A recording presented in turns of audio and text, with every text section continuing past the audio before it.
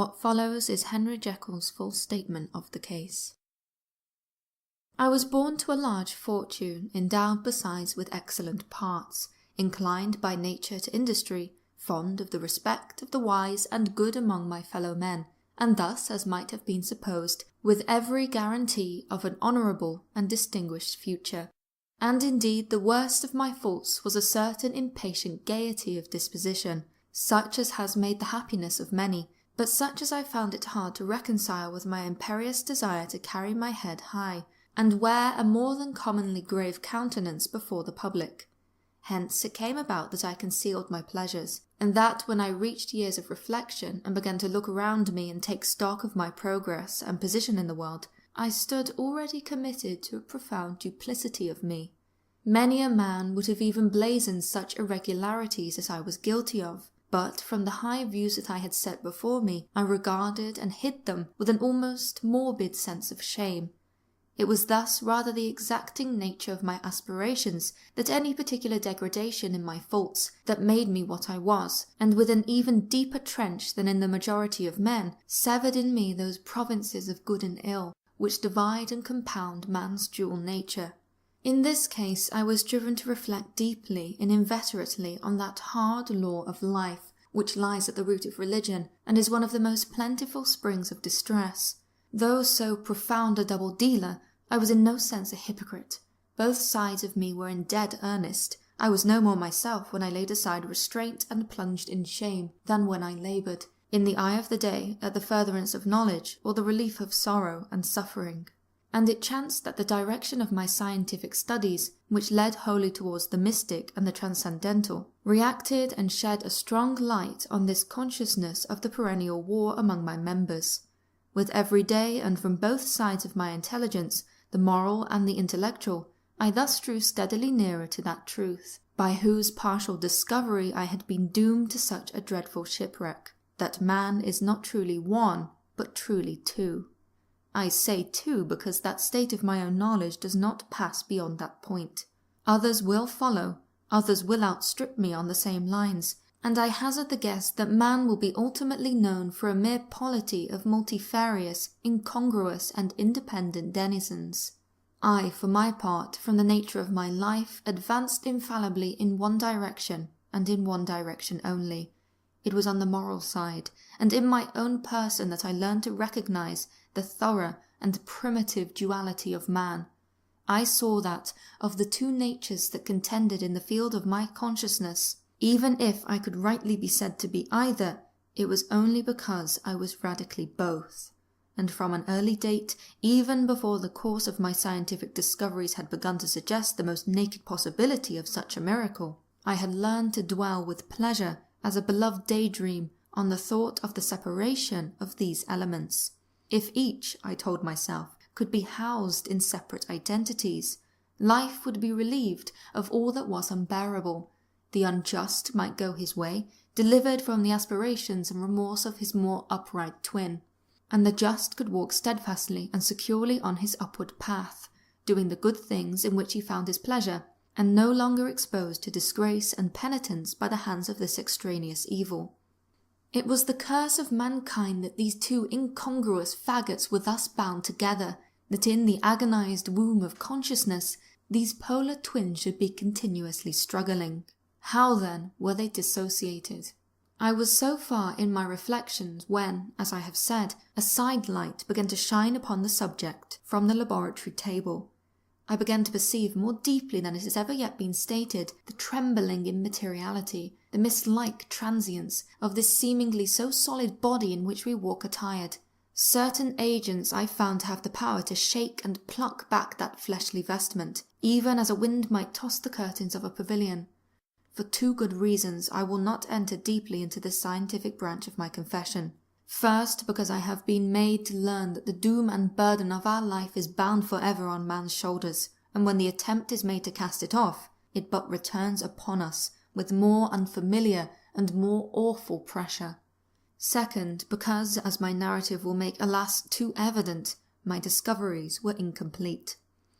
Enough then that I not only recognized my body from the mere aura and effulgence of certain of the powers that made up my spirit, but managed to compound a drug by which these powers should be dethroned from their supremacy, and a second form and countenance substituted, none the less natural to me because they were the expression and bore the stamp of lower elements in my soul.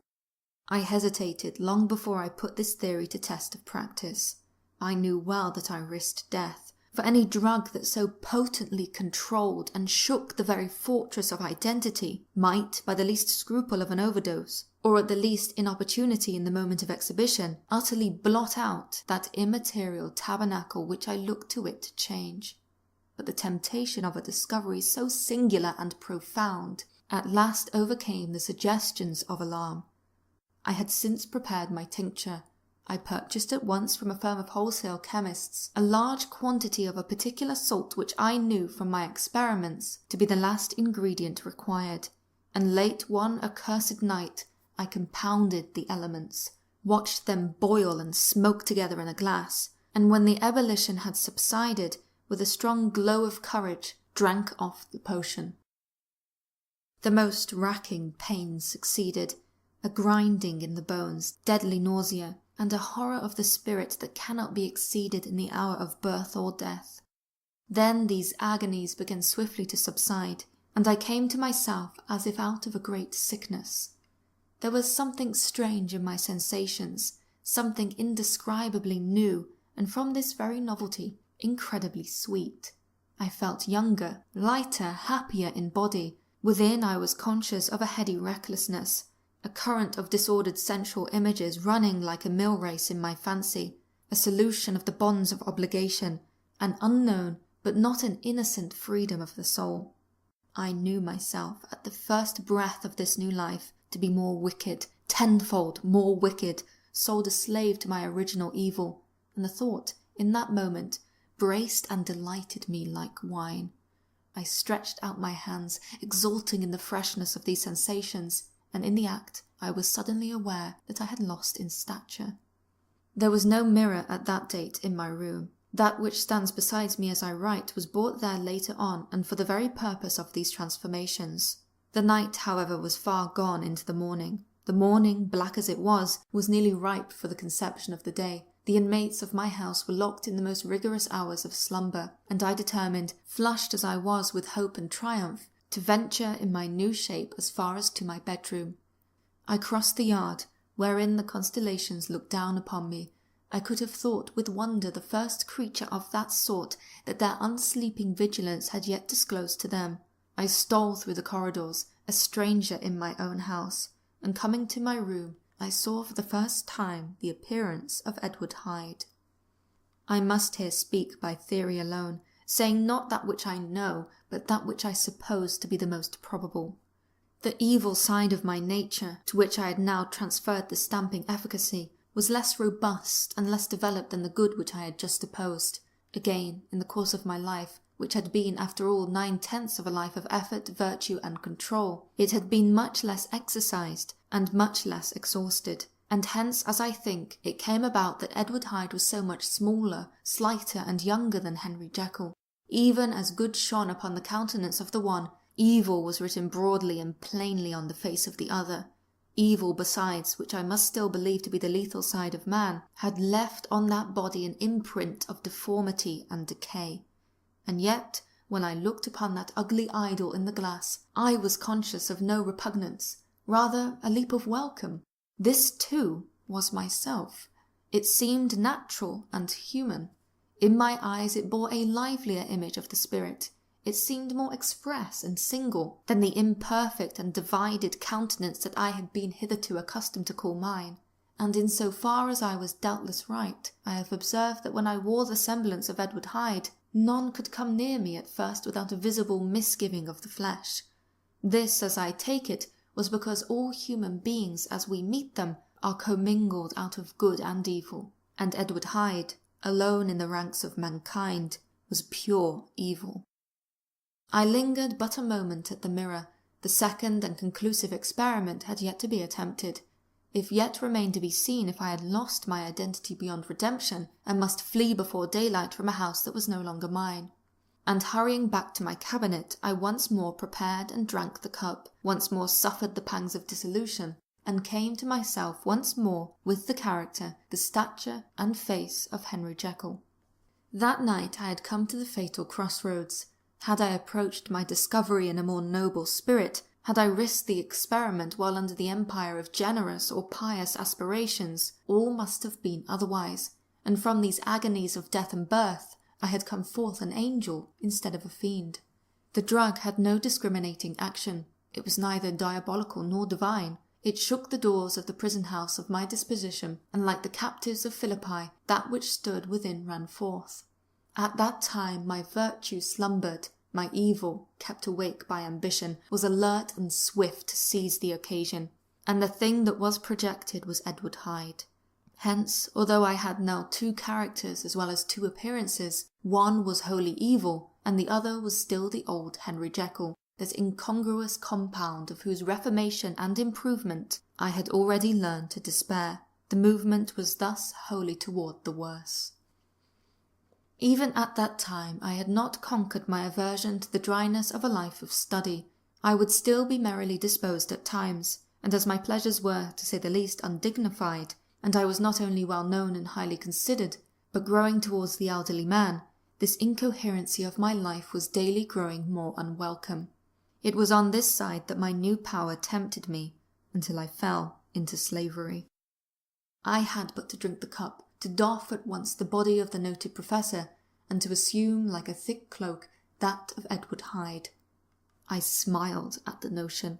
It seemed to me at the time to be humorous, and I made my preparations with the most studious care.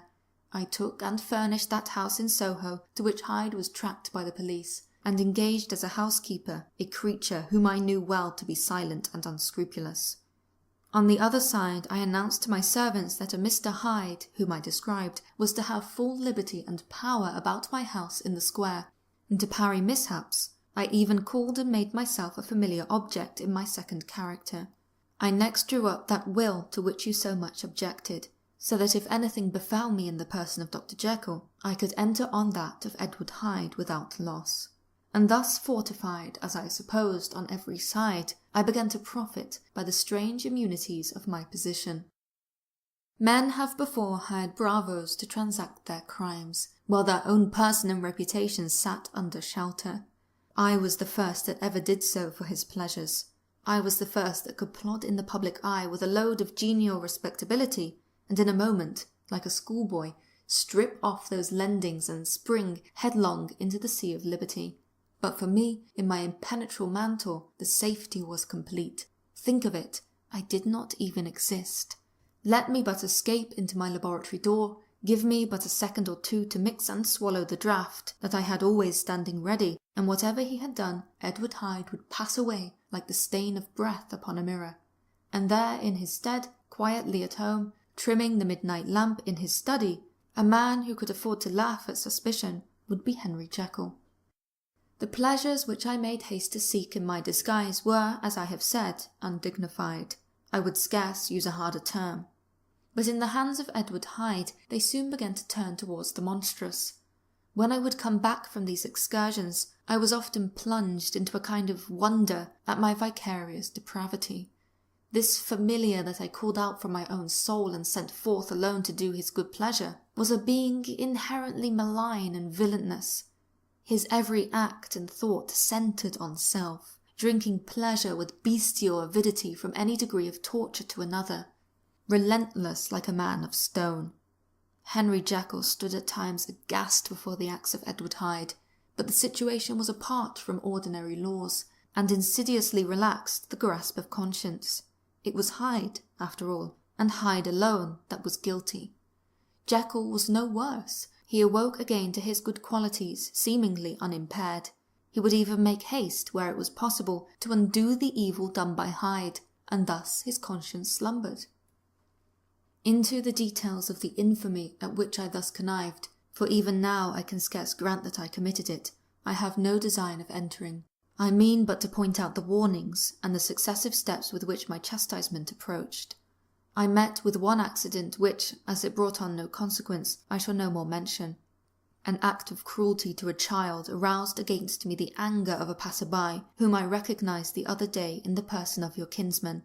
The doctor and the child's family joined him. There were moments when I feared for my life, and at last, in order to pacify their too just resentment, Edward Hyde had to bring them to the door and pay them in the cheque drawn in the name of Henry Jekyll. But this danger was easily eliminated from the future by opening an account at another bank in the name of Edward Hyde himself, and when, by sloping my own hand backward, I had supplied my double with a signature, I thought I sat beyond the reach of fate.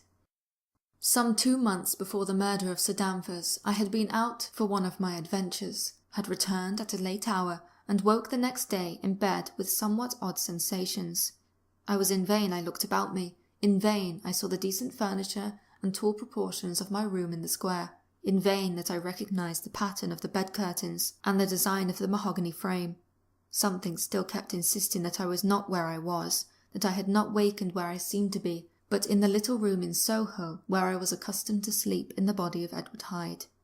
I smiled to myself, and in my psychological way began lazily to inquire into the elements of this illusion, occasionally, even as I did so, dropping back into a comfortable morning doze.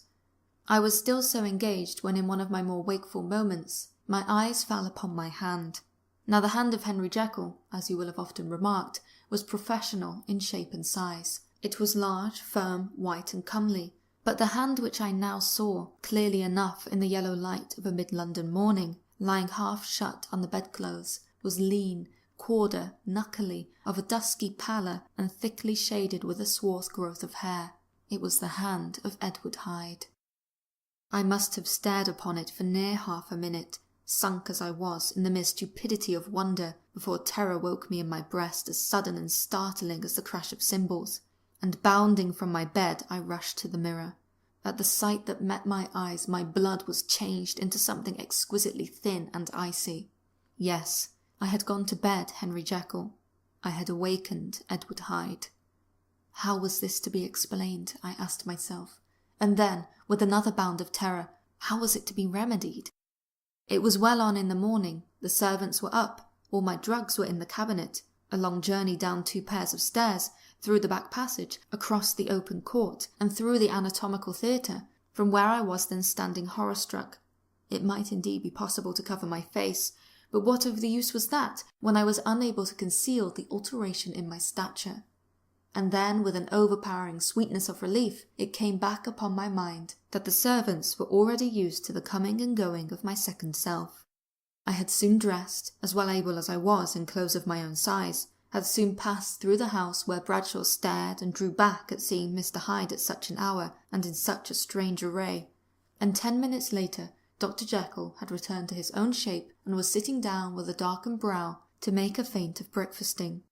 Small indeed was my appetite. This inexplicable incident, this reversal of my previous experience, seemed, like the Babylonian finger on the wall, to be spelling out the letters of my judgment, and I began to reflect more seriously than ever before on the issues and possibilities of my double existence.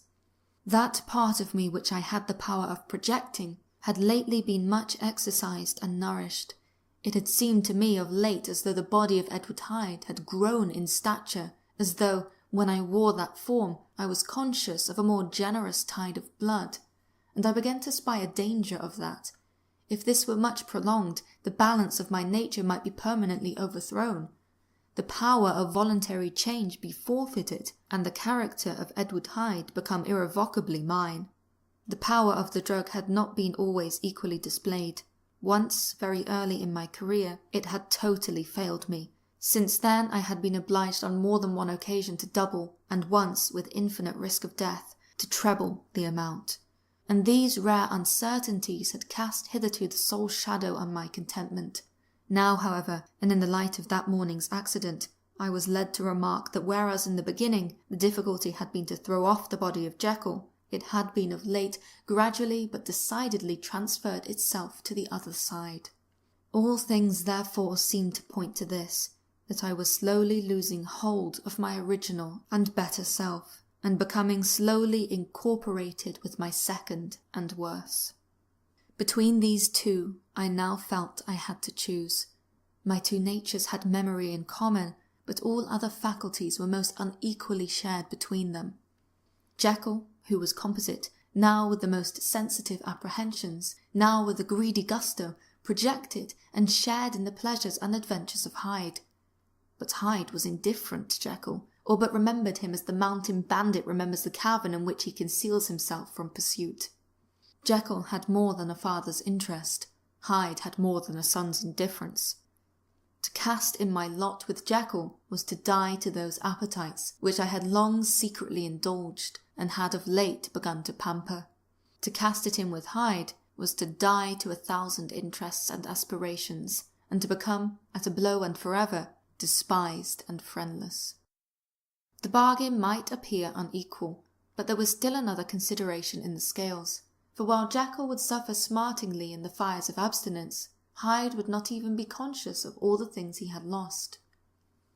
Strange as my circumstances were, the terms of this debate are as old and commonplace as man.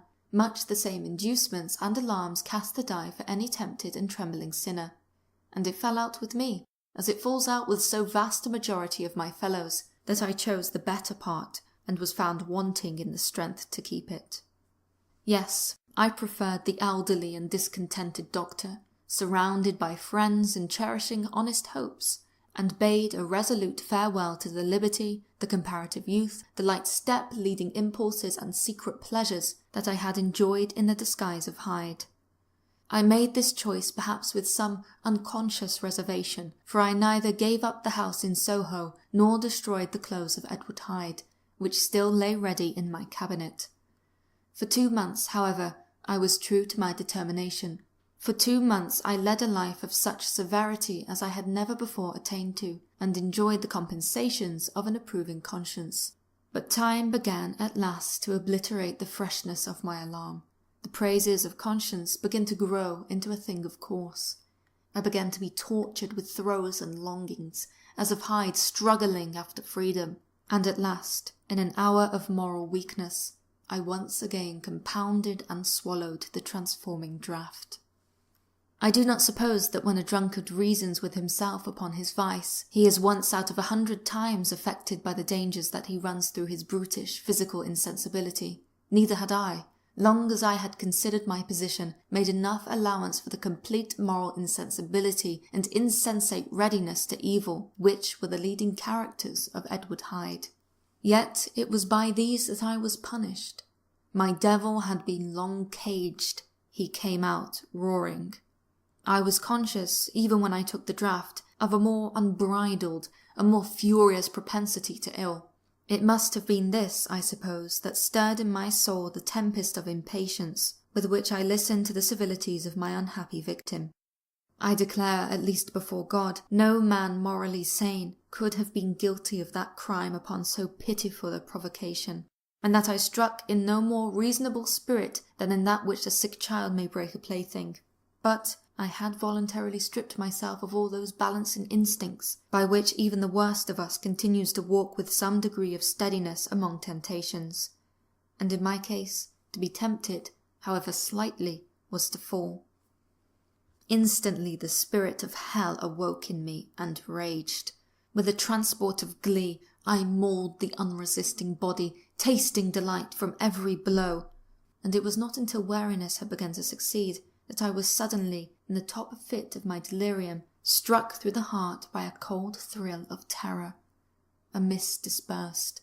I saw my life to be forfeit, and fled from the scene of these excesses, at once glorying and trembling, my lust of evil gratified and stimulated, my love of life screwed to the topmost peg. I ran to the house in Soho, and to make assurance doubly sure, destroyed my papers. Thence I set out through the lamplit streets, in the same divided ecstasy of mind, gloating on my crime, light-headedly devising others in the future, and yet still hastening and still hearkening in my wake of the steps of the avenger. Hyde had a song upon his lips as he compounded the draught, and as he drank it, pledged the dead man. The pangs of transformation had not done tearing him, before Henry Jekyll, with streaming tears of gratitude and remorse, had fallen upon his knees, and lifted his clasped hands to God. The veil of self-indulgence was rent from head to foot. I saw my life as a whole. I followed it up from the days of childhood, when I had walked with my father's hand, and through the self-denying toils of my professional life, to arrive again and again with the same sense of unreality at the damned horrors of the evening. I could have screamed aloud. I sought with tears and prayers to smother down the crowd of hideous images and the sounds with which my memory swarmed against me. And still, between the petitions, the ugly face of my iniquity stared into my soul. As the acuteness of this remorse began to die away, it was succeeded by a sense of joy. The problem of my conduct was solved. Hyde was henceforth impossible. Whether I would or not, I was now confined to the better part of my existence. And oh, how I rejoiced to think of it, and what willing humility I embraced anew with the restrictions of natural life. With what sincere renunciation I locked the door by which I had so often gone and come, and ground the key under my heel. The next day came the news that the murder had been overlooked, that the guilt of Hyde was patent to the world, and that the victim was a man high in public estimation. It was not only a crime, it had been a tragic folly. I think I was glad to know it. I think I was glad to have my better impulses thus buttressed and guarded by the terrors of the scaffold. Jekyll was now my city of refuge. Let but Hyde peep out an instant, and the hands of all men would be raised to take and slay him. I resolved in my future conduct to redeem the past, and I can say with honesty that my resolve was fruitful of some good. You know yourself how earnestly in the last months of the year I laboured to relieve suffering. You know that much was done for others, and that the days passed quietly, almost happily for myself. Nor can I truly say that I wearied of this beneficent and innocent life. I think instead that I daily enjoyed it more completely. But I was still cursed with my duality of purpose. And as the first edge of my penitence wore off, the lower side of me, so long indulged, so recently chained down, began to growl for license. Not that I dreamed of resuscitating Hyde. The bare idea of that would startle me to frenzy. No, it was my own person that I was once more tempted to trifle with my conscience. It was an ordinary secret sinner that I at last fell before the assaults of temptation. There comes an end to all things. The most capacious measure is filled at last, and this brief condensation to my evil finally destroyed the balance of my soul. And yet I was not alarmed. The fall seemed natural, like a return to the old days before I had made my discovery. It was a fine, clear January day, wet underfoot where the frost had melted, but cloudless overhead, and the Regent's Park was full of winter chirpings and sweet with spring odours. I sat in the sun on a bench, the animal within me licking the chops of memory, the spiritual side a little drowsed, promising subsequent penitence, but not yet moved to begin. After all, I reflected, I was like my neighbours, and then I smiled, comparing myself with other men, comparing my active goodwill with the lazy cruelty of their neglect. And at the very moment of that vainglorious thought, a qualm came over me, a horrid nausea, and the most deadly shuddering. These passed away and left me faint, and then as in its turn faintness subsided. I began to be aware in a change in the temper of my thoughts, a greater boldness, a contempt of danger, a solution of the bonds of obligation. I looked down. My clothes hung formlessly on my shrunken limbs. The hand that lay on my knee was corded and hairy. I was once again Edward Hyde. A moment before I had been safe of all men's respect, wealthy, beloved, the cloth laying for me in the dining room at home, and now I was the common quarry of mankind, hunted, houseless, a known murderer, thrall to the gallows.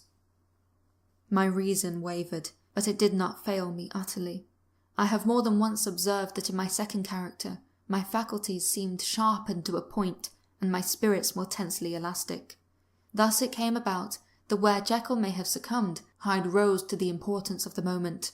My drugs were in one of the presses of my cabinet. How was I to reach them? That was the problem that, crushing my temples in my hands, I set myself to solve. The laboratory door I had closed. If I sought to enter by the house, my own servants would consign me to the gallows. I saw I must employ another hand, and thought of Lanyon. How was he to be reached? How persuaded? Supposing that I escaped capture in the streets, how was I to make my way into his presence? And how should I, an unknown and displeasing visitor, prevail on the famous physician to rifle the study of his colleague Dr. Jekyll? Then I remembered that of my original character. One part remained to me. I could write my own hand, and once I had conceived that kindling spark, the way that I must follow became lighted up from end to end. Thereupon I arranged my clothes as best I could, and summoning a passing hansom, drove to a hotel in Portland Street, the name of which I chanced to remember. At my appearance, which was indeed comical enough, however tragic a fate these garments covered, the driver could not conceal his mirth. I gnashed my teeth upon him with a gust of devilish fury, and the smile withered from his face, happily for him, yet more happily for myself, for in another instant I had certainly dragged him from his perch. At the inn, as I entered, I looked about me with so black a countenance as made the attendants tremble. Not a look did they exchange in my presence, but obsequiously took my orders, led me to a private room, and brought me wherewithal to write. Hyde, in danger of his life, was a creature new to me, shaken with inordinate anger, strung to the pitch of murder, lusting to inflict pain. Yet the creature was astute, mastered his fury with a great effort of will, composed his 2 important letters, one to Lanyon and one to Poole, and that he might receive actual evidence of their being posted, sent them out with directions that they should be registered. Thenceforward he sat all day over the fire in the private room, gnashing his nails. There he dined, sitting alone with his fears, the waiter visibly quailing before his eye, and thence, when the night was fully come, he set forth in the corner of a closed cab, and was driven to and fro about the streets of the city. He, I say, I cannot say I. That child of hell had nothing human, nothing lived in him but fear and hatred, and when at last, thinking the driver had begun to grow suspicious, he discharged the cab and ventured on foot. Attired in his misfitting clothes, an object marked out for observation, into the midst of the nocturnal passengers, these 2 base passions raged within him like a tempest. He walked fast, hunted by his fears, chattering to himself, skulking through the less frequented thoroughfares, counting the minutes that still divided him from midnight. Once a woman spoke to him, offering, I think, a box of lights. He smote her in the face, and she fled. When I came to myself at Lanyon's, the horror of my old friend perhaps affected me somewhat. I do not know, it was at least but a drop in the sea of the abhorrence with which I looked back upon these hours. A change had come over me. It was no longer the fear of the gallows. It was the horror of being Hyde that racked me. I received Lanyon's condemnation partly in a dream. It was partly in a dream that I came home to my own house and got into bed. I slept after the prostration of the day, with a stringent and profound slumber which not even the nightmares that wrung me could avail to break. I awoke in the morning shaken, weakened, but refreshed. I still hated and feared the thought of the brute that slept within me, and I had not of course forgotten the appalling dangers of the day before. But I was once more at home, and in my own house and close to my drugs, and gratitude for my escape shone so strong in my soul that it almost rivaled the brightness of hope. I was stepping leisurely across the court after breakfast, drinking the chill of the air with pleasure, when I was seized again with those indescribable sensations that heralded the change. I had but the time to gather the shelter of my cabinet, before I was once again raging and freezing with the passions of Hyde. It took on this occasion a double dose to recall me to myself, and alas, 6 hours after, as I sat looking sadly in the fire, the pangs returned, and the drug had to be re-administered. In short, that day forth it seemed only by a great effort of gymnastics, and only under the immediate stimulation of the drug, that I was able to wear the countenance of Jekyll.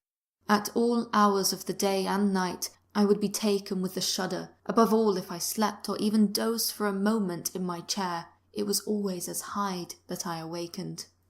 Under the strain of this continually impending doom, and by the sleeplessness to which I had now condemned myself, I, even beyond what I had thought impossible to man, I became, in my own person, a creature eaten up and emptied by fever, languidly weak both in body and mind, and solely occupied by one thought, the horror of my other self. but when I slept or when the virtue of the medicine wore off, I would leap almost without transition, for the pangs of transformation grew daily less marked, into the possession of a fancy brimming with images of terror, a soul boiling with causeless hatreds, and a body that seemed not strong enough to contain the raging energies of life. The powers of Hyde seemed to have grown with the sickliness of Jekyll, and certainly the hate that now divided them was equal on each side. With Jekyll, it was a thing of vital instinct. He had now seen the full deformity of that creature that shared with him some of the phenomena of consciousness, and was co-heir with him to death.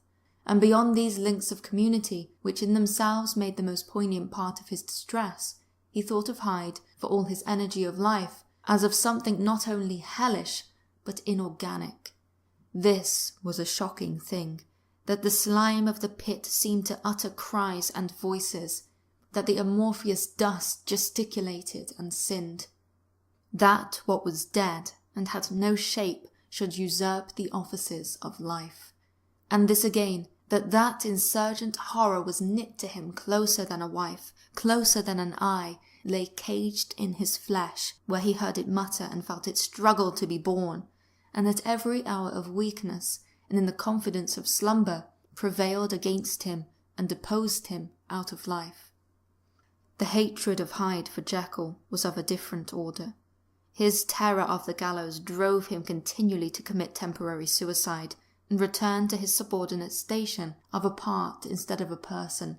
But he loathed the necessary, he loathed the despondency into which Jekyll was now fallen, and he resented the dislike with which he was himself regarded. Hence the ape-like tricks that he would play me, scrawling in my own hand blasphemies on the pages of my books, burning the letters and destroying the portrait of my father, and indeed, had it not been for the fear of his death, he would have long ago ruined himself in order to involve me in the ruin. But his love of me is wonderful. I go further, I who sicken and freeze at the mere thought of him, when I recall the objection and passion of this attachment, and when I know he fears my power to cut him off by suicide, I find it in my heart to pity him. It is useless, and the time awfully fails me to prolong this description. No one has ever suffered such torments, let that suffice. And yet even to these habit brought no, not alleviation, but a certain callousness of soul, a certain acquiescence of despair, and my punishment might have gone on for years, but for the last calamity which has now fallen, and which has finally severed me from my own face and nature. My provision of salt, which had never been renewed since the date of the first experiment, began to run low. I sent out for a fresh supply, and mixed the draught. The ebullition followed, and the first change of colour, not the second. I drank it, and without efficiency. You will learn from Poole how I have had London ransacked. It was in vain, and I am now persuaded that my first supply was impure, and that it was the unknown impurity which lent efficacy to the draught. About a week has passed, and I am now finishing this statement under the influence of the last old powders. This, then, is the last time, short of a miracle, that Henry Jekyll can think his own thoughts or see his own face, now how sadly altered in the glass. Nor must I delay too long to bring my writing to an end, for if my narrative has hitherto escaped destruction, it has been by a combination of great prudence and great good luck. Should the throes of change take me in the act of writing it, Hyde will tear it to pieces. But if some time shall have elapsed after I have laid it by, his wonderful selfishness and circumscription to the moment will probably save it once again from the action of his ape-like spite. And indeed the doom that is closing on us both has already changed and crushed him. Half an hour from now, when I shall again and forever re-endue that hated personality, I know how I shall sit shuddering and weeping in my chair, or continue with the most strained and fear-struck ecstasy of listening, to pace up and down this room, my last earthly refuge, and give ear to every sound of menace. Will Hyde die upon the scaffold, or will he find courage to release himself at the last moment? God knows. I am careless. This is my true hour of death, and what is to follow concerns another than myself.